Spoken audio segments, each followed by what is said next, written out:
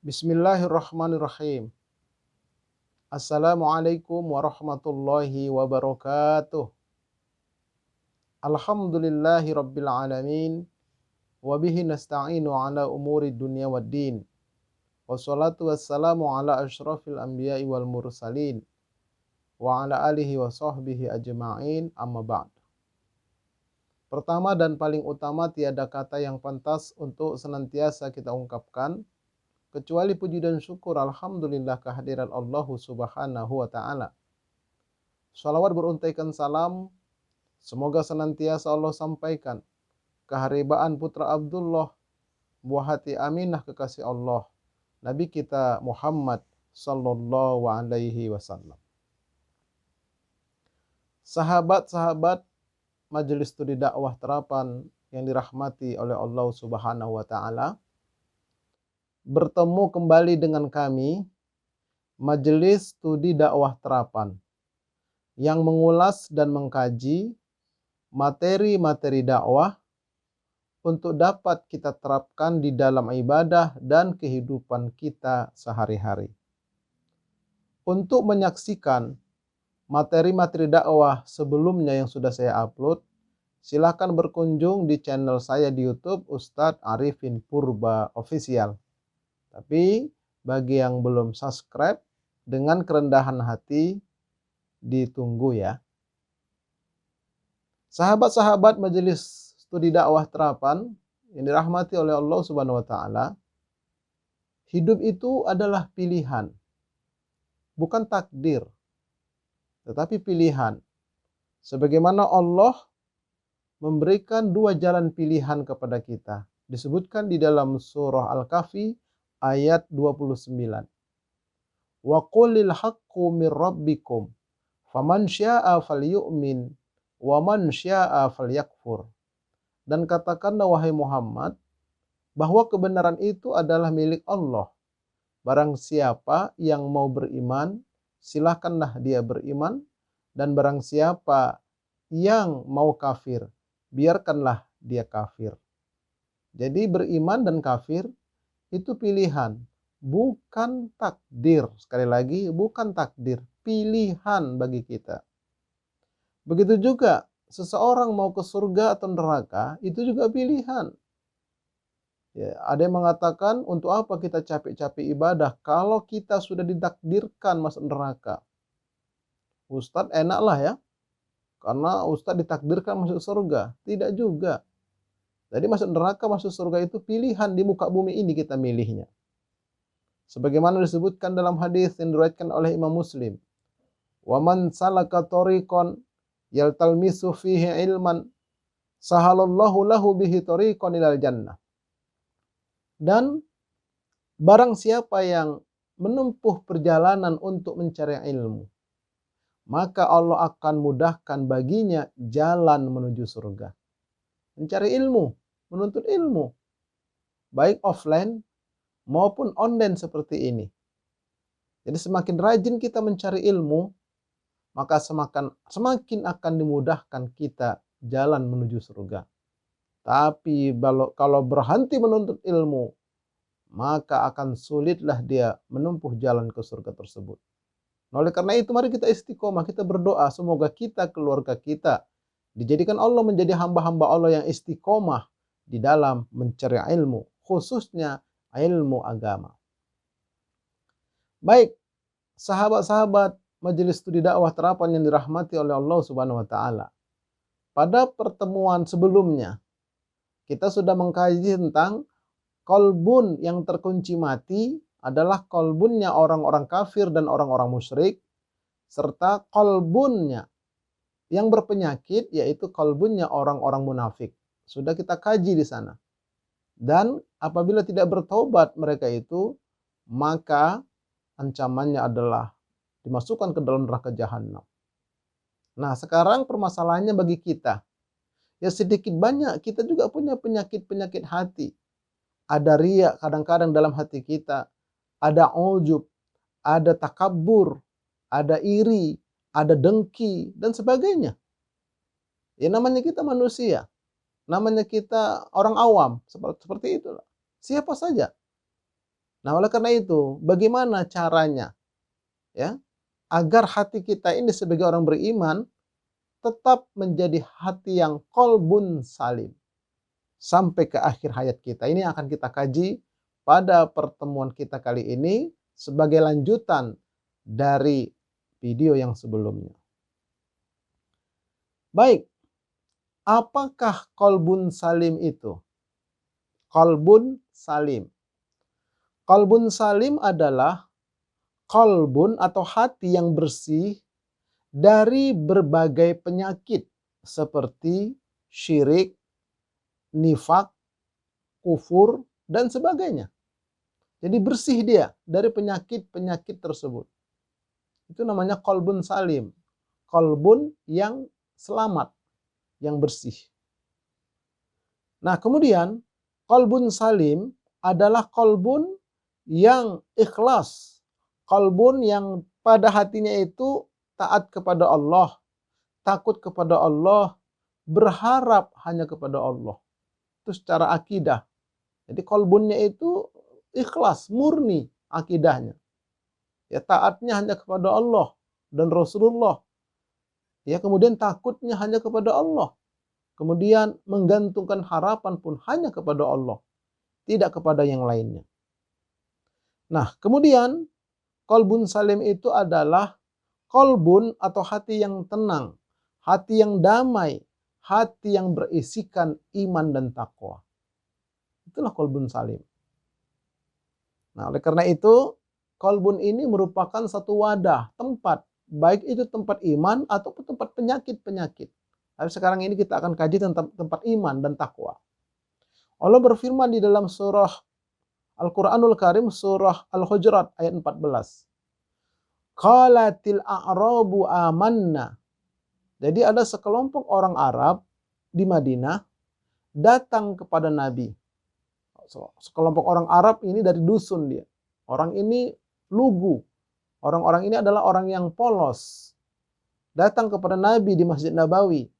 Mereka sudah mendengar tentang kenabian Rasulullah SAW. Tapi belum bersahadat mereka. Mereka datang kepada Nabi. Begitu di hadapan Nabi, amanna. Kami ini adalah orang-orang yang beriman ya Rasulullah. Qul. Kemudian kata Allah, katakan kepada mereka, wahai Muhammad. Lam tu'minu.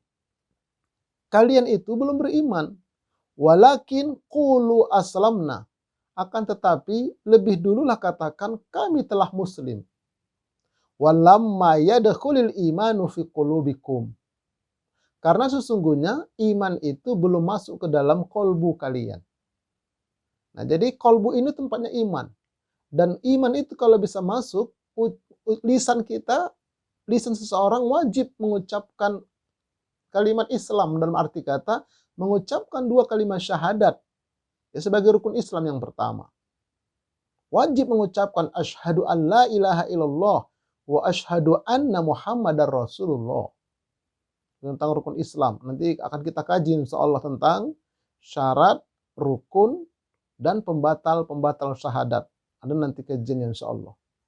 Jadi kalau dia belum mengucapkan kalimat asyhadu an la ilaha illallah syahadatain itu, maka iman itu tidak bisa masuk ke dalam kolbu.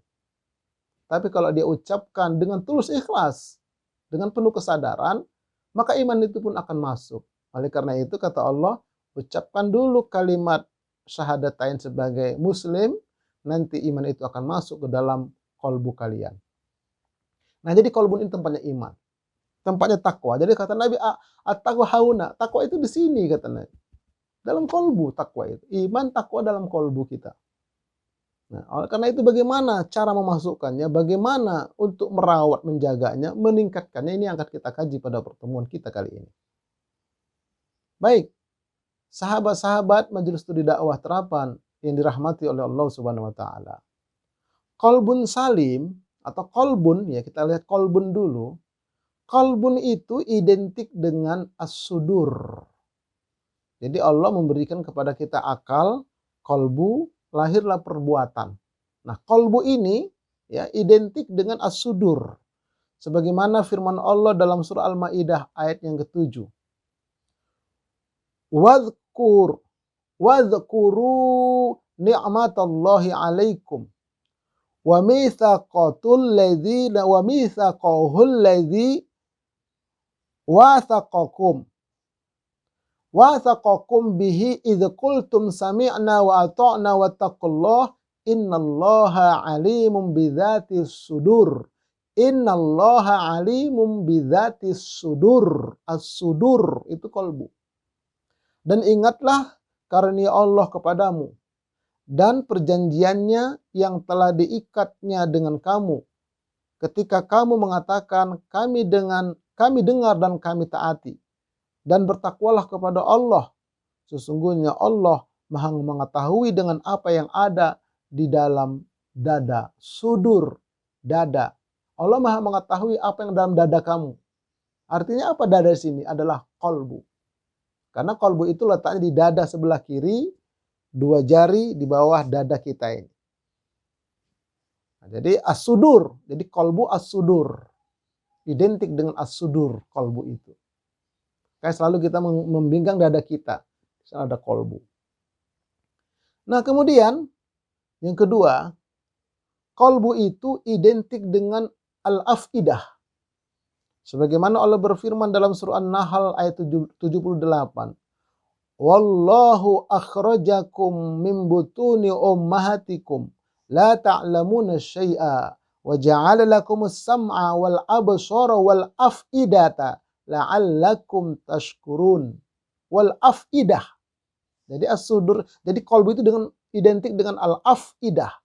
Dan Allah mengeluarkan kamu dari perut-perut ibumu dalam keadaan tidak mengetahui sesuatu apapun dan memberi kamu pendengaran, penglihatan, dan al-afidah. Al-afidah maksudnya adalah qalbu, agar kamu bersyukur. Jadi qalbu itu kadang-kadang disebut dengan al-afidah. Ya. Al-afidah. Itu yang kedua. Kemudian yang ketiga, qalbun itu identik dengan al-fuad. Sebagaimana Allah berfirman, wala taqfu ma laysa laka bihi ilm. Innas sam'a wal basara wal fuada kullu ulaika kana anhu mas'ula. Dan janganlah engkau mengamalkan satu amalan di mana engkau tidak memiliki ilmu tentangnya. Sesungguhnya pendengaran, penglihatan, wal fuad, dan kolbu, hati, semuanya akan dimintai pertanggungjawaban di hadapan Allah Subhanahu wa taala. Dan nanti kolbu kita diminta pertanggungjawaban. Kau isi apa saja hati kamu selagi masih hidup. Kenapa kamu biarkan kotor jiwa kamu, hati kamu? Sementara kamu datang ke dunia dulu suci. Kenapa kamu pulang menghadapku dalam keadaan kotor? Tidak kau bersihkan. Ngapain aja kau di muka bumi? Ditanya nanti begitu. Kalau tidak percaya, tunggulah tanggal main. Tunggu tanggal main. Kalau penasaran, kalau mau duluan lah. Nah, itu yang ketiga. Jadi qalbu itu identik dengan al-afidah. Kemudian al-fuad maksud saya. Kemudian yang keempat, qalbu itu identik dengan al-aql. Al-aql. Sebagaimana Allah berfirman, afalam yasiru fil ardi fatakuna lahum qulubu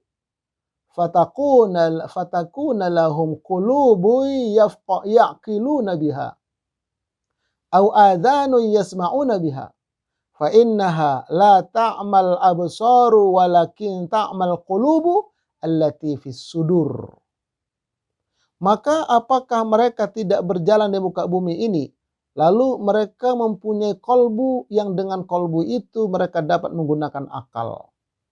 Jadi kolbu itu terkadang identik dengan akal. Akal, kolbu. Makanya sepasang dia. Nah, ini nanti juga ada kajian tentang pencerahan akal. Jadi akal itu salah satu fungsinya adalah menyerap ilmu. Menyerap ilmu. Akal. Tapi jangan disimpan di akal saja. Tidak bagus. Banyak orang yang ilmunya banyak tapi cuma di akal. Jadi nanti kalau dia belajar ilmu Islam menjadi Islamologi. Itu tidak bagus. Malah menjadi liar nanti dia akalnya. Jadi akal ini berfungsi menyerap ilmu.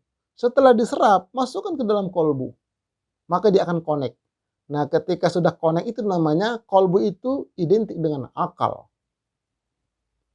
Seperti itu. Makanya jadi al-ilmu fis sudur, la fis sutur. Ilmu itu di dada, bukan di kertas, bukan di akal. Akal sebagai alat penyerap. Kita isi akal dengan ilmu, betul. Tapi supaya identik dengan kolbu, masukkan dia di dalam hati. Dijiwai, istilahnya begitu. Dijiwai dia. Ini yang keempat. Yang kelima, akal itu, kolbu itu identik dengan an-nafs. An-nafsu, jiwa. Ya, identik dengan jiwa. Sebagaimana Allah berfirman dalam surah Asy-Syams ayat yang ke-7, surah 91 ayat 7, wa nafsi wa ma sawwaha. Wa nafsi wa ma sawwaha. Demi jiwa dan ya penyempurnaan ciptaannya. Jadi Allah bersumpah demi jiwa, demi nafs. Maksudnya kolbu. Karena jiwa itu berada di kolbu. Di jantung itu. Itu jiwa dia. Ya, jiwa itu ada di sana. Sebelumnya ya manusia itu ada berupa dia ruh. Secara rohaninya berupa ruh. Kemudian masuk ke dalam jasad, bersarang di kolbu, pusatnya di sana, dia menjadi jiwa, an-nafs. Kalau ruh sebelum masuk ke dalam jasad, dia murni. Karena dia seperti malaikat. Ya. Jadi malaikat Jibril dikatakan ar-ruh. Begitu juga ruh, jiwa kita. Sebelum masuk ke dalam jasad. Tapi ketika masuk ke dalam jasad, dia berubah nama menjadi an-nafs. Menjadi nafsun. Menjadi nafs, jiwa. Nah, nafsu jiwa ini identik dengan kolbu. Jadi kolbu itu disebut juga kadang-kadang jiwa, nafs. Kemudian kolbun itu identik dengan ulil absor. Ulil absor. Ini disebutkan di dalam firman Allah surah Ali Imran ayat 13. Qad kana lakum ayatun fi fi'atain. Iltaqata fi'atun tuqatilu fi sabilillahi wa ukhra kafirah. Yarawnahum mithlaihim ra'yal ain. Wallahu yu'ayyidu binasrihi man yasha. Inna fi dzalika la'ibratal liulil absar. Inna fi dzalika la'ibratal liulil absar. Ulil absar. Sesungguhnya telah ada tanda-tanda bagi kamu pada dua orang yang telah bertemu atau bertempur. Segolongan berperang di jalan Allah dan segolongan yang lain adalah kafir yang dengan mata kepala melihat seakan-akan orang-orang muslim itu dua kali jumlahnya mereka.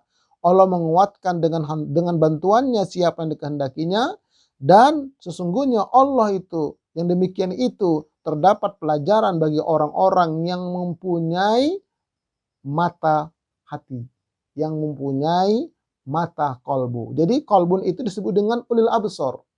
Ulil absor itu adalah mata hati dia. Nah, jadi kalau seseorang ya dengan ilmu agama Islam yang murni bertemu dengan guru yang ikhlas, guru yang lurus, dia belajar, dia mengamalkan, dia berzikir, maka mata hatinya akan tajam. Mata hatinya akan tajam. Makanya ketika mata hati itu tajam disebut dengan ulil absor. Ulil absor. Nah, kolbu itu identik dengan ulil absor. Nah, itu yang kita ingin. Itu namanya kolbun salim itu, ulil absor itu. Nah, kemudian di dalam kolbu, di dalam nafs tadi, kolbun tadi identik dengan nafs. Nah, di dalam nafs itu ada dua sifat, yaitu sifat negatif dan sifat positif. Dalam kolbu kita, dalam jiwa kita, dalam nafs kita itu ada dua sifat sekaligus. Sifat negatif, sifat positif. Nah, sebagaimana Allah berfirman dalam surah Asy-Syams ayat 8. Fa'alhamaha fujuraha wa taqwaha. Kemudian Allah mengilhamkan kepada jiwa itu, ke dalam kolbu itu, fujur, sifat-sifat negatif, takwa, sifat-sifat positif. Jadi dalam hati kita semua manusia ada potensi negatif, ada potensi positif. Ada bisikan setan, bisikan Hawa, ada bisikan dan arahan malaikat. Dalam hati kita, dalam kolbu kita, dalam jiwa kita. Nah, seperti itu. Nah, kemudian beruntunglah orang-orang yang berusaha senantiasa mensucikan kolbunya. Dan merugilah orang-orang yang membiarkan kotor kolbunya. Ya, jiwanya, dadanya. Sebagaimana Allah berfirman dalam surah Asy-Syams ayat 9 dan ayat 10. Qad aflaha man zakkaha.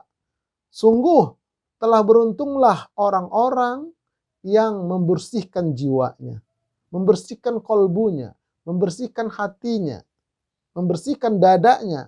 Wa qad khaba man dassaha, dan sungguh telah merugilah orang-orang yang mengotori jiwanya, mengotori hatinya, mengotori dadanya, mengotori fuadnya, mengotori absornya. Rugi dia. Beruntunglah membersihkannya, rugi mengotorinya.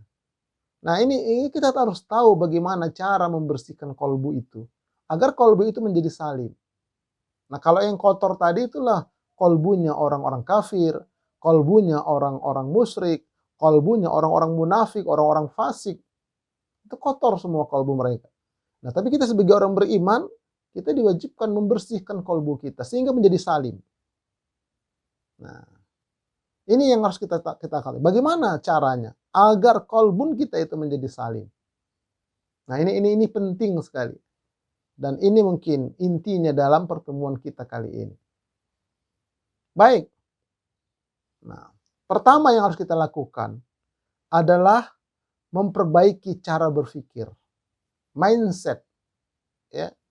Mindset kita harus kita perbaiki. Frame of thinking. Bagaimana maksudnya memperbaiki cara berpikir ini? Nah, begini, mari kita perhatikan analogi berikut ini. Allah memberikan kepada kita akal dan kolbu. Akal di kepala, kolbu di dada. Itu Allah berikan kepada kita. Ini tidak Allah berikan kepada hewan, tidak. Tidak Allah berikan kepada hewan. Diberikan kepada kita, dan kepada jin juga diberikan itu, akal dan kolbu. Nah, dengan akal dan kolbu itu, lahirlah perbuatan manusia. Jadi manusia itu berbuat, melakukan sesuatu itu berdasarkan akal dan kolbunya. Ya, akal dan kolbunya. Nah, ini manusia itu. Nah, kemudian perbuatan manusia itu ada yang buruk, maksiat, dosa, ada yang terpuji, berakhlak mulia. Itu perbuatan manusia. Perbuatan baik, perbuatan buruk. Selalu seperti itu. Baik dalam arti kata sesuai dengan tuntunannya. Kalau buruk dalam arti kata menyimpang dari tuntunan. Walaupun menurut orang baik, orang lain baik, tapi bertentangan dengan Quran dan Sunnah, itu makanya tidak baik jadinya. Jadi perbuatan manusia itu ada yang buruk, ada yang terpuji, ada yang baik. Nah, perbuatan manusia ini terpulang dari kolbunya. Artinya apa? Kalau kolbunya kotor, terkunci, sakit, ya, dan seterusnya, kolbunya orang-orang kafir, kolbunya orang-orang musyrik, kolbunya orang-orang munafik, maka perbuatannya pasti buruk. Kenapa? Karena dia dorong dari kolbunya. Nah, jadi didorong. Jadi didorong dari kolbunya. Ayo silakan, lakukan begitu. Jadi kalau kolbunya kotor, berpenyakit, perbuatannya buruk. Tapi kalau kolbunya bersih, kolbunya salim, kolbunya terhindar dari semua bentuk penyakit-penyakit hati, tidak ada riya, tidak ada ujub, tidak ada kemunafikan, tidak ada kesyirikan, tidak ada kekufuran, dalam kolbunya bersih, salim, maka perbuatannya pun akan terpuji. Ini luar biasa ini. Jadi kolbun ini sebagai penentu dia. Sebagai penentu dia. Raja dia. Raja nih kolbu kita ini. Mau berbuat baik, mau berbuat buruk tergantung kolbunya. Kalau kolbunya ini ternyata isinya kotor, maka perbuatannya kotor. Tapi kalau kolbunya ini isinya bersih, maka dia berbuat bersih. Nah, kemudian yang penting juga untuk dicatat, bersihnya dan kotornya kolbu ini itu tergantung akalnya. Tergantung akalnya juga. Nah, ini pusatnya ini. Nah, kalau akalnya itu jahat, rasional ala iblis, licik, dan seterusnya, maka hatinya selalu kotor. Kalau hatinya kotor, perbuatannya pun buruk. Tapi kalau akalnya itu baik, nah, baiknya itu adalah ulul albab. Ini kalau akal ya, ulul albab. Kalau kolbu tadi ulul absor. Kalau akal, ulul albab. Nah, kalau akalnya itu ulul albab, ya, saripati akal yang bersih, yang murni berdasarkan tuntunan Allah dan Rasul, selalu dia kembali kepada tuntunan Allah dan Rasul, itu namanya ulul albab. Nah, cara berpikir yang seperti itulah akan menyebabkan kolbunya bersih. Nah, jadi akal di sini adalah sebagai patih dia, sebagai penasehat dia. Nah, jadi akal sebagai penasehat, menasehati kolbu dia. Kalau Anda mau melakukan itu, awas. Ini loh, ada dalilnya ini. Nanti Anda diancam. Itu serta akal. Karena dia menyerap ilmu. Makanya kalau dia banyak ilmu itu, dia harus connect ke dalam kolbunya. Nah, kalau ilmunya benar, ilmunya lurus sesuai dengan tuntunan, nah itu yang akan selalu memberikan nasihat kepada kolbunya. Nah, setelah kolbunya kuat, bersih, tekadnya kuat, dia melakukan perbuatan yang baik. Nah, jadi oleh karena itu, penting agar kolbu kita ini salim, perbaiki cara berpikir. Cara berpikir itu adalah selalu kembali kepada tuntunan Allah dan Rasul yang dijelaskan, dijabarkan oleh ulama-ulama dari mulai para sahabat sampai kepada tabi'in, terutama imam yang 4, sampai kepada imam-imam di bawahnya, ulama-ulama di bawahnya, kemudian sampai kepada kita. Lewat apa? Lewat kitab-kitab, buku-buku yang mereka tulis yang sampai kepada kita. Wasabiqunal awwalun, ya, orang-orang terdahulu minal muhajirin wal ansor, dari orang-orang muhajirin wal ansor, ya, walladzina taba'uhum bi ihsan, orang yang mengikuti mereka dengan baik, radhiyallahu anhum wa radu anhu, Allah ridho kepada mereka, mereka ridho kepada Allah. Nah, jadi kita ini wajib mengikuti mereka, mengikuti ulama-ulama di atas kita sampai kepada ulama yang 4 itu, imam yang 4, sampai kepada sahabat, tabi'in, sampai kepada sahabat, sampai kepada Rasulullah. Berantai dia, bersanad dia. Nah, dengan apa? Dengan buku-buku yang sampai kepada kita. Nah, jadi cara berpikir kita selalu merujuk ke sana. Nah, maka kolbu kita pun akan menjadi bersih. Tapi kalau cara berpikirnya tidak kembali kepada tuntunan yang seperti itu, kembali kepada petunjuk atau buku-buku atau konsep-konsep yang datang dari luar Islam, nah itu yang dipakai, maka kolbunya pun rusak. Kalau kolbunya rusak, perbuatannya pun rusak. Makanya frame of thinking-nya itu harus betul-betul ya dibingkai dengan Al-Quran dan Sunnah, kemudian mengikuti ulama-ulama terdahulu sampai kepada kita. Ini yang pertama. Ya, ini ada kajian khusus lagi nanti insya Allah.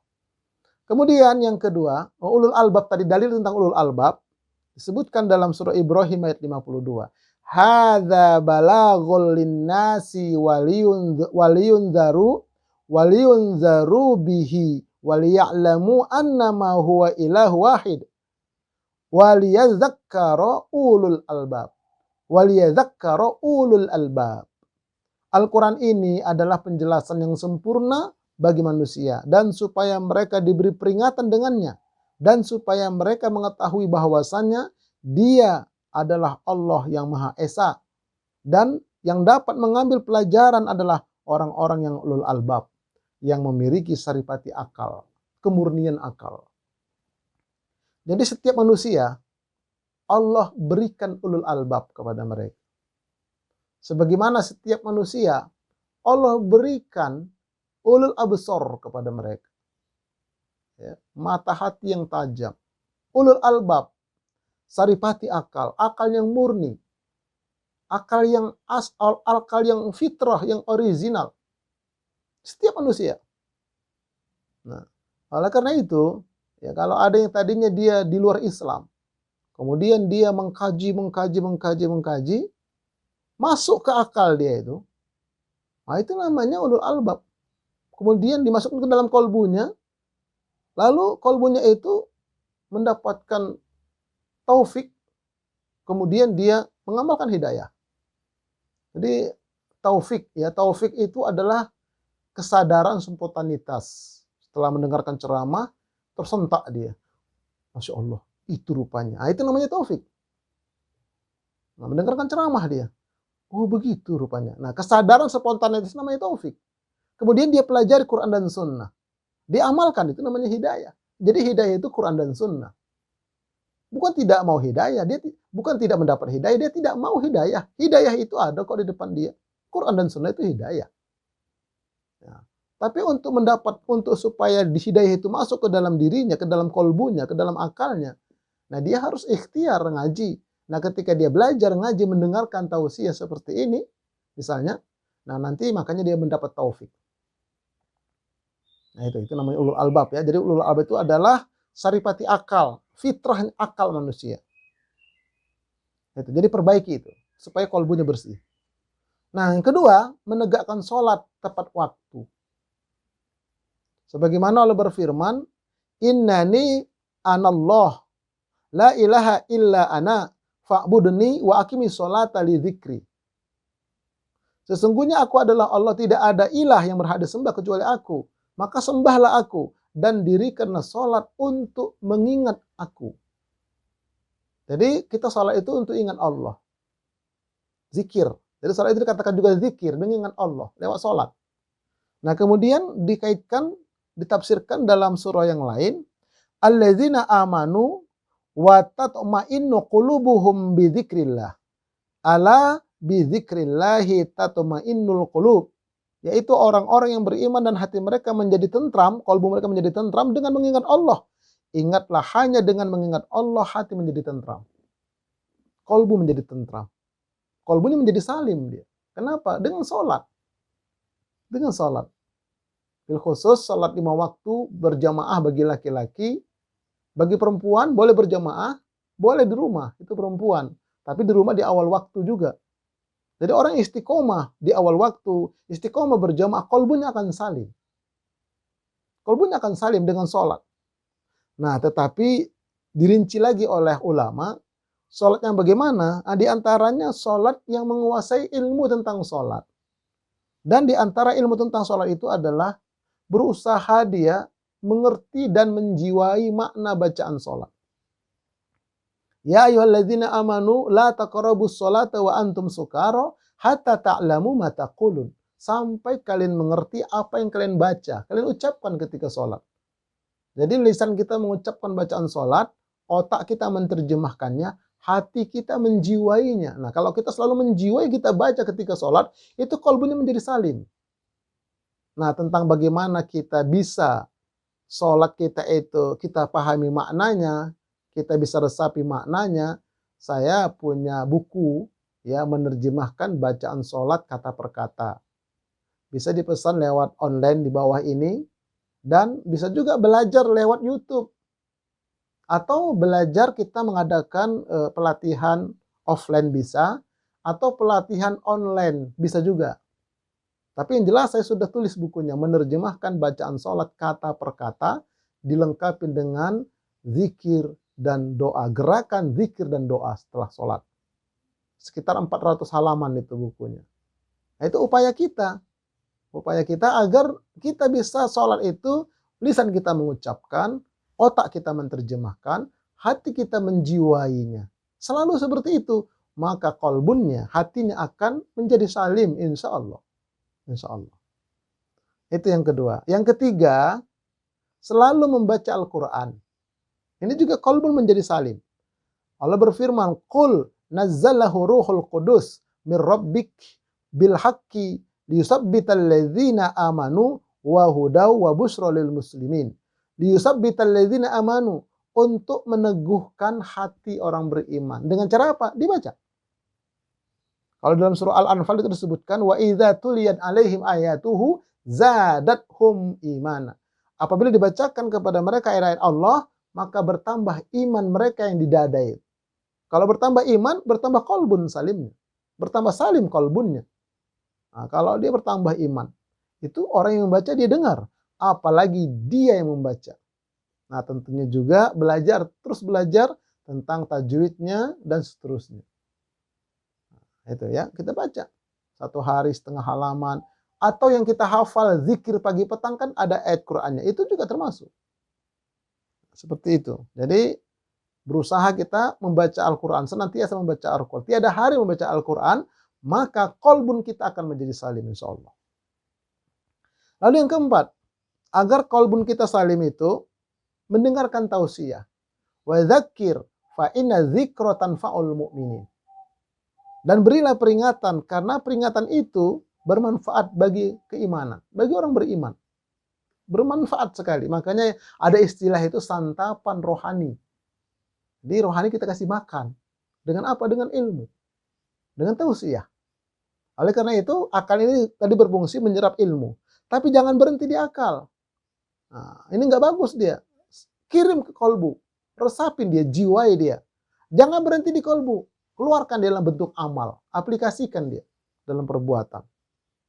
Nah, jadi intinya di sini, mendengarkan tausiah. Mendengarkan tausiah, juga menyampaikan tausiah. Itu akan memberikan ketenangan di dalam kolbunya. Menjadikan kolbun yang kolbun salim. Tapi dengan catatan, mendengarkan tausiah itu ikhlas. Karena ingin mencari ridha Allah. Mengamalkan hadis Rasulullah. Memberikan tausiah pun harus ikhlas. Ya, tentang kajian kriteria amal soleh yang diterima di antaranya ikhlas ini, silakan berkunjung kembali ke YouTube saya. Ustaz Arifin Purba Official tentang kriteria amal soleh yang diterima. Sudah saya terangkan di sana semua. Jadi intinya, tausiah, mendengarkan tausiah dengan ikhlas. Nah, maka itu nanti akan memberikan kolbunnya, menjadikan kolbun salim dia. Begitupun menyampaikannya. Nah, baik. Kemudian yang kelima, ini penting ini, yang kelima ini. Banyak berzikir la ilaha illallah. Disebutkan dalam hadis riwayat Imam Ahmad. Jaddidu imanakum. Perbaharuilah iman kalian, kata Nabi.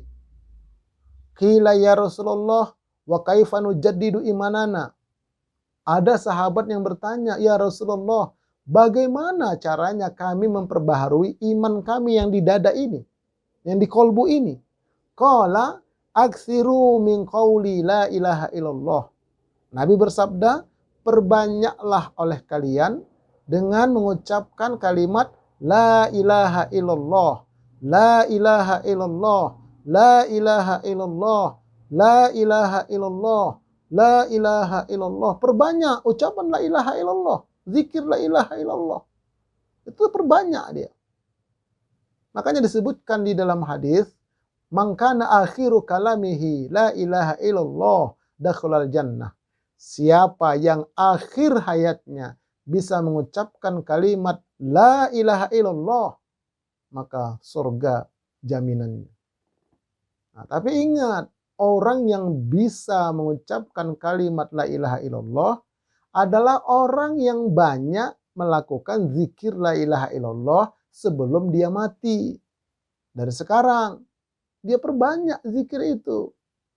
Isi kolbunya, isi pulsa. Ya bagaimana kalau nggak ada pulsanya, HP kita tak punya pulsa. Macam mana kita bisa berkomunikasi? Nggak ada sinyal, nggak ada connect dia. Karena nggak ada pulsa. Nah, begitu juga bagaimana nanti dia bisa mengucap? Karena nggak ada isinya. Makanya diisi, perbanyak. Perbanyak. Disebutkan dalam satu hadis, bahwa kalau habis sholat subuh itu, setelah zikir macam-macam, tambah kata Nabi zikir, la ilaha illallah 100 kali. Zikir la ilaha illallah 100 kali. Nah, berkaitan dengan hadis ini, perbanyak secara umum, kalau mau, setiap sholat 5 waktu. Habis sholat 5 waktu, zikir, ba'da sholat semuanya, tambah terakhirnya, la ilaha illallah 100. Kalau 5 kali sehari semalam, 500. Udah banyak itu. Udah banyak 500 sehari semalam. Kalau misalnya ada acara atau sehingga habis sholat maghrib tidak sempat berzikir, nanti diganti dia, didobel dia ketika habis sholat isya. Atau ketika mau tidur. Yang penting sehari semalam itu 500. La ilaha illallah. Dan itu tidak lama. Tidak lama, tidak sampai 2 menit berzikir la ilaha illallah. La ilaha illallah. Tidak sampai 2 menit. La ilaha illallah 1 detik misalnya. 1 menit itu 60 detik. 2 menit 120 detik. Jadi kalau kita mengucapkan la ilaha illallah 100, baru 100 detik. Nggak sampai 2 menit. Nah, tapi kebanyakan kaum muslimin, habis sholat bukannya Allahumma antas salam, yang dia lakukan adalah Allahumma lantas jalan. Nggak ada zikirnya. Macam mana qalbun mau salim? Tak ada zikir. Ini kita yang kurang. Ilmu sih banyak, tapi nggak sampai ke hati. Kenapa? Zikir nggak dimasukkan ke dalam qalbu. Kalau mau tambah lagi salawat kepada Nabi, 100 kali habis sholat, bagus juga. Karena kalau kita berselawat sekali dibalas 10. Nah, luar biasa. Kalau kita berselawat 100, 30%-nya Allah kasih di muka bumi ini balasannya. Yang 70% ditahan di akhirat. Nanti di akhirat akan diberikan. Intinya apa? Isi kolbu kita ini dengan zikir-zikir. Banyak sekali zikir. Banyak sekali. Nah, setidak-tidaknya zikir la ilaha illallah ini. Nah, tapi ada caranya dia. Ini namanya zikir isbat. La ilaha illallah itu terbagi 2. La ilaha itu adalah an-nafyu. An-nafi itu artinya pembersihan. Pembersihan itu artinya dibersihkan kolbu kita. Bersihkan kolbu kita. An-nafyu. La ilah. An-nafyu. La ma'bud. Ya, ditolak. Tidak ada, pikiran hati, tidak ada yang berhak disembah. Tidak ada yang berhak diibadahi. Nah itu, semua dibuang. Tidak ada. Itu. Tidak ada tempat meminta. Tidak ada tempat menggantungkan harapan. Tidak ada tempat berlindung. Itu namanya an-nafyu. Betul-betul dibersihkan semua. Nah, baru dilakukan isbat. Illallah al-isbat. Kecuali hanya Allah. Ditetapkan dalam kalbu kita. Kecuali hanya Allah lah yang berhak diibadahi. Hanya Allah lah yang berhak tempat meminta. Hanya Allah lah yang berhak tempat menggantungkan harapan. Hanya kepada Allah lah yang tempat kita berlindung. Jadi seperti itu. La ilaha illallah. Masukkan ke dalam hati, otak kita menerjemahkannya. Tidak ada yang berhak disembah. Kecuali hanya Allah, masukkan dalam hati kita. Tidak ada tempat meminta, hanya kepada Allah. Tidak ada tempat menggantungkan harap, hanya kepada Allah. Itu zikir. Mau gaya-gaya goyang-goyang terserah. Bagaimanapun goyang terserah. La ilaha illallah, la ilaha illallah, la ilaha illallah. Boleh, silakan. Mau diem aja juga boleh. La ilaha illallah. Bayangkan kolbu kita itu. La ilaha illallah. Masukkan dia. Hanya Allah tempat menyembah. Hanya Allah berhak ibadahi. Hanya Allah tempat meminta. Hanya Allah tempat menggantungkan harapan. Hanya Allah tempat berlindung. Masukkan ke dalam kolbu kita. Tuh, habis sholat 100. Habis sholat 100. Luar biasa. Nah, itu nanti akan datang dia mengucap ketika kita mau mati. Keluar dia. Datang dia. Nggak perlu ditalkinkan orang. Bisa kita sendiri. Tapi kalau tidak berzikir seperti ini, beratlah. Diajarin orang pun kadang-kadang terkunci mulutnya. Ditalkinkan orang, la ilaha illallah. Tentang sakratul maut itu, buka lagi di channel saya, ada lengkap itu. Ya, ada di sana tentang sakratul maut, bagaimana sakitnya, bagaimana mentalkinkannya. Berat. Kenapa nggak pernah dia isi? Nah, coba ini saya ijazahkan lah lewat YouTube ini. Saya ridho. Ya, zikir isbat ini, ayo coba amalkan gitu. Sebanyak-banyaknya. Isi terus. Enak, ada ketenangan kolbu kita. Itu nanti akan menjadi salim kolbunya. Tapi kalau nggak pernah berzikir seperti itu. Orang pintar dia, macam-macam dua belajarnya, ustadznya terkenal semua. Tapi pribadinya tak diamalkan yang seperti ini. Kosong, jadi kosong batin. Kolbunya kosong. Tempat jadi kosong aja dia. Ya namanya setan. Nah, tapi juga hati-hati berguru ya, macam-macam sekarang juga guru. Ya, banyak berzikir ya gila, ada juga. Kenapa overdosis dia. Nah, kemudian ya niatannya lain-lain. Ngelmu namanya, bukan mencari ilmu tapi ngelmu. Pakai zikir juga bisa terbang kata itu, nggak seperti itu. Ya, tidak seperti itu yang kita cari. Betul-betul zikir mengamalkan itu. Apa yang dikatakan Rasulullah SAW. Nah, baik. Kemudian yang keenam, hindari makanan yang haram agar kolbu kita salim. Karena apa yang kita makan itu menjadi darah. lalu mengalir dia ke jantung, dipompa sama jantung. Jantung itu kan kolbu. Jadi di jantung itu kolbu, jiwa kita jadi kotor dia. Maka disebutkan dalam hadis ini, ya hadis riwayat Imam Muslim. Apa kata Rasulullah di sini? Jadi Rasulullah SAW bersabda, ada seseorang yang dia itu mengangkat kedua tangannya ke langit, lalu berdoa, ya Rob, ya Rob, ya Rob. Sementara kata Nabi, wa mat'amuhu haramun, makanannya makanan yang haram. Wa mashrabuhu haramun, minuman yang haram. Wa malbasuhu haramun, pakaiannya pakaian yang haram. Wa ghudiya bil harami. Nah, kemudian ya bagaimana? Kemudian dia dihidupkan, dibesarkan atau ya dihidupi dengan yang haram. Nah, kemudian fa'anna yustajabu lidzalika. Maka bagaimana mungkin? Ya bagaimana mungkin Allah akan mengijabah doa-doanya. Ini, makanan yang haram, minumannya haram, pakaiannya haram, perbuatannya haram, semuanya. Nah, terutama makanan itu. Makanya sebagai suami, jangan berikan makanan yang haram itu kepada anak dan istri. Baik haram secara zatnya, wujudnya, atau haram cara memperolehnya. Dengan korupsi, dengan kolusi, dengan manipulasi, atau sebagainya, kecurangan-kecurangan sebagainya.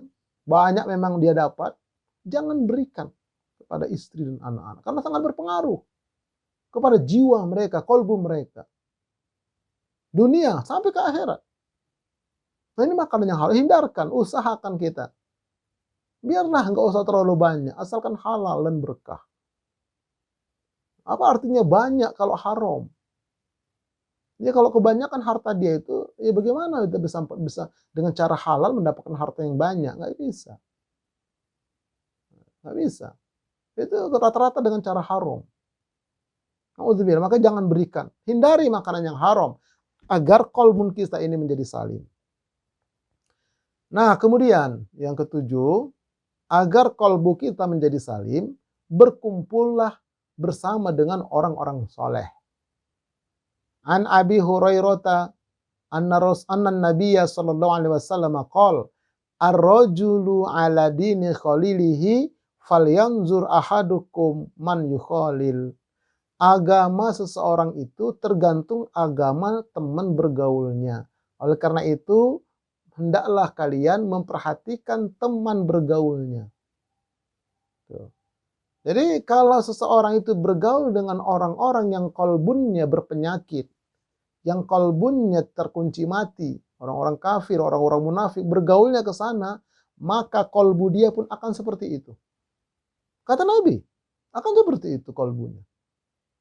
Tapi kalau dia bergaul dengan orang-orang saleh, dengan orang-orang yang kolbunnya salim, maka dia pun insya Allah akan menjadi salim kolbunnya. Ya tergantung teman bergaul. Karena itu, ya ini kepada anak-anak muda, ya kepada anak-anak muda ini perhatikan ini. Ya begitu juga kepada orang-orang tua, ibu-ibu juga seperti itu. Hati-hati teman bergaulnya. Ya jangan sembarangan mencari teman bergaul. Kalau bergaulnya itu ibu-ibu ke mall macam-macam itu ikut ke sana hancur lah. Tapi kalau bergaulnya itu kepada majelis-majelis ilmu, kepada kebaikan, itu juga nanti kolbunya akan menjadi baik. Bapak-bapak juga begitu. Nah demikian juga agama jamaah itu tergantung agama ustadz yang menyampaikan tausiah di situ. Misalnya Bapak Ibu punya satu majelis taklim. Tergantung ustadz yang diundang ke situ model apa. Kalau yang diundang di situ ustadznya yang selalu mengajak kepada Allah dan Rasul, tidak kepada kelompok, maka jamaahnya pun akan seperti itu. Tapi kalau ustadz yang diundang itu ustadz yang selalu mengajak kepada kelompoknya, yang mengaku bahwa kelompok saya yang paling benar, kelompok kita yang paling nyunnah, yang lain salah. Ini bahaya. Bahaya nanti kolbunnya atau keyakinan daripada jamaahnya itu. Nah, ini yang terjadi. Jadi hati-hati. Nah oleh karena itu, sahabat-sahabat Majelis Studi Dakwah Terapan, kita harus waspada, kita harus selektif lah dalam bergaul. Ya, kemana kita mau diajak? Kalau mendengar ceramah pun gitu, kemana kita mau diajak? Kepada kelompoknya atau kepada Quran dan Sunnah yang dijelaskan oleh para alim ulama. Nah itu kalau diterangkan Quran dan Sunnah diterangkan para alim ulama, ikutin itu. Tapi kalau kadang-kadang dia kepada Quran dan Sunnah, tapi kepada kelompoknya akhirnya jangan. Ciri-ciri kepada kelompok itu mengatakan kita yang paling benar, yang lain tidak. Nah itu nggak boleh seperti itu. Ya, dakwah itu mengajak kepada agama Allah. Ud'u ila sabili rabbik bil hikmah wal mau'izatil hasanah wajadilhum billati hiya ahsan. Ajaklah mereka, dakwai mereka itu kepada agama Allah. Kepada agama Allah, bukan kepada kelompok. Nah, ada kadang-kadang mengatasnamakan agama Allah, tapi ujung-ujungnya kepada kelompok. Nah, ini tidak benar. Jadi hati-hati teman bergaul. Itu pengaruh nanti kepada jiwa atau kolbu kita. Nah kemudian yang ke-8, barulah kita berdoa. Selalu berdoa kepada Allah. Nah di antara doa yang diajarkan Rasulullah SAW adalah, Ya muqallibal qulub, tsabbit qalbi ala dinik. Wahai yang membolak-balikkan kolbu, hati, tetapkanlah hatiku dalam agamamu. Nah kalau untuk diniatin keluarga, Ya muqallibal qulub, tsabbit qulubana ala dinik. Tsabbit qulubana. Tetapkanlah hati-hati kami, niatkan keluarga kita, istri kita, anak-anak kita, agar tetap istiqomah dalam agamamu. Dalam hati kami ini adalah agamamu ya Rabb. Minta, selalu baca ini. Ya muqallibal qulub, tsabbit qulubana ala dinik.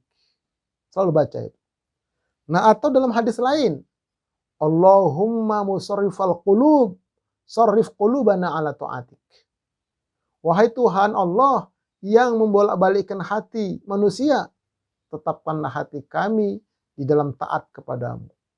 Yang pertama tadi di dalam istiqomah dalam beragamamu, hadis yang ini dalam taat kepadamu. Allahumma musarrifal qulub, sarrif qulubana ala ta'atik. Tetapkan hati kami untuk senantiasa taat kepada agamamu, taat kepadamu. Perintahmu kami kerjakan, laranganmu kami tinggalkan. Jadikan kami taat ya Allah. Nah itu doa. Nah juga ada doa di dalam Al-Quranul Karim surah Toha ayat 25-28 dan ini dibaca oleh Nabi Musa alaihissalam ketika akan mendakwahi Fir'aun.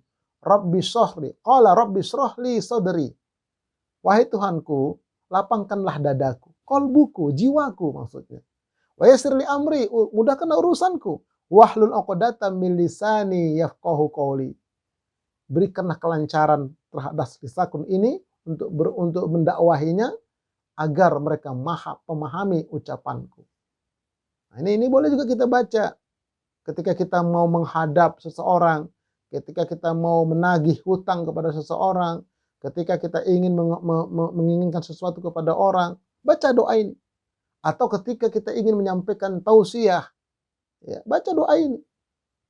Nah, tetapi kalau lebih bagus dia dibaca di luar sebelum kita ingin mengamalkannya. Habis sholat, tambah doa ini. Rabbi shrah li sadri wa yassir li amri wahlul 'uqdatam min lisani yafqahu qawli. Diamalkan dia. Jadi sudah menjadi senjata, sudah tajam diasah, ketika kita pakai nanti dia akan bermanfaat dengan izin Allah. Baik, kemudian ada juga doa dalam surah Al-Imran ayat 8. Rabbana la tuzigh qulubana. Rabbana ya Tuhan kami, janganlah engkau jadikan kolbu kami ini condong kepada kesesatan. Ya. Ba'da idz hadaitana, setelah engkau berikan hidayah kepada kolbu kami. Wahab lana min ladunka rahmah innaka antal wahhab. Karuniakan kepada kami rahmat, sesungguhnya engkau adalah maha pemberi karunia. Nah ini doanya juga bagus. Rabbana la tuzigh qulubana. Jangan engkau jadikan kolbu kami condong kepada kesesatan. Ya. Condong saja jangan ya Allah, apalagi sesat. Nah ini doa. Ya. Nah kemudian apa yang bisa kita simpulkan dari pertemuan kita kali ini? Sebagaimana Allah berfirman dalam surah Al-Isra ayat 36. Wala taqfu ma laisa laka bihi ilm. Jangan engkau mengamalkan satu amalan yang engkau tidak punya ilmu tentangnya. Inna sam'a, sesungguhnya pendengaran, wal basor, dan penglihatan, wal fuad, dan kolbu. kolbu hati. Kullu ulaika kana anhu mas'ula. Semuanya akan dimintai pertanggungjawaban. Ini intinya. Kolbu ini akan dimintai pertanggungjawaban. Mata ini, kuping ini semua akan dimintai pertanggungjawaban. Itu nggak main-main. Itu yang harus kita renungkan. Oleh karena itu kita harus berusaha terus menjadikan kolbu kita ini menjadi kolbun yang salih. Nah, kemudian disebutkan dalam hadis riwayat Bukhari. An Amir qala sami'tu Nu'man ibni Bashir yaqul sami'tu Rasulullah sallallahu alaihi wasallam yaqul ala wa inna fil jasadi mudghah. Ingatlah kata Nabi, sesungguhnya dalam jasad manusia ada segumpal daging. Idza salahat salahal jasadu kullu. Apabila segumpal daging itu baik, maka baiklah perilaku orang itu. Wa idza fasadat fasadal jasadu kullu. Dan apabila rusak segumpal daging itu, rusaklah perilaku orang itu. Ala wahiyal qalbu. Ingat, kata Nabi, dia adalah qalbu. Jadi kalau qalbunya baik, baik perilakunya. Kalau qalbunya jelek, jelek perilakunya. Dan qalbu itu juga ditentukan dengan akal. Kalau akalnya ini diisi dengan ilmu ulul albab, yang lurus, yang fitrah, yang sesuai dengan tuntunan, maka qalbunya akan baik. Tapi kalau akalnya rasional ala iblis, akalnya akal yang licik, akalnya akal yang curang dan sebagainya, yang pokoknya akalnya ini akal yang begitulah, akal-akalan namanya, maka kolbunya pernah menjadi rusak, perbuatan pun akan rusak. Jadi jaga kolbu ini, ya, karena baik buruknya seseorang itu terpulang dari kolbunya, dan kolbunya itu terpulang dari cara berpikirnya. Nah, kemudian keutamaan orang yang kolbun salim ini disebutkan dalam Al-Quran. Yauma la yanfa'u malu wala banun. Pada hari itu, hari kiamat nanti, tidak ada lagi manfaat harta-harta dan juga anak-anak. Tidak bermanfaat harta di muka bumi ini. Dan anak-anak di muka bumi, nggak ada manfaat di sana. Ya, kecuali hartanya itu dinafkahkan di jalan Allah. Kecuali anak-anaknya itu diisi atau diarahkan kepada belajar agama Allah. Kalau tidak, nggak ada manfaat. Kemudian kata Allah, illa man atallaha biqalbin salim. Kecuali orang-orang yang menghadap Allah dengan membawa kolbun yang salim. Dengan membawa kolbun salim, hati yang bersih, hati yang selamat dari penyakit-penyakit tadi itu. Nah, kepada orang yang kolbun salim inilah ketika sakaratul maut dikatakan kepadanya, ya ayatuhan nafsul mutmainnah, wahai jiwa yang tenang. Ya, wahai jiwa yang tenang. Irji'i ila rabbiki radiyatan mardiyah. Kembalilah kepada Tuhanmu dalam keadaan ridho dan ridho. Jadi matinya husnul khotimah kalau qalbunya salim. Kenapa? Dia bisa mengucap kalimat la ilaha illallah. Nah, seperti itu sahabat yang dimuliakan oleh Allah Subhanahu wa taala. Wallahu a'lam bishawab. Semoga apa yang saya sampaikan ini bermanfaat untuk diri saya, untuk keluarga saya, dan untuk kita semua. Lebih dan kurangnya mohon dibukakan pintu maaf yang selebar-lebarnya. Insya Allah kita akan bertemu pada pertemuan yang akan datang pada pembahasan yang lain tentunya. Mari kita tutup dengan membacakan doa kafaratul majlis bersama-sama. Subhanakallahumma wa bihamdika asyhadu an la ilaha illa anta astaghfiruka wa atubu ilaik. Assalamualaikum warahmatullahi wabarakatuh.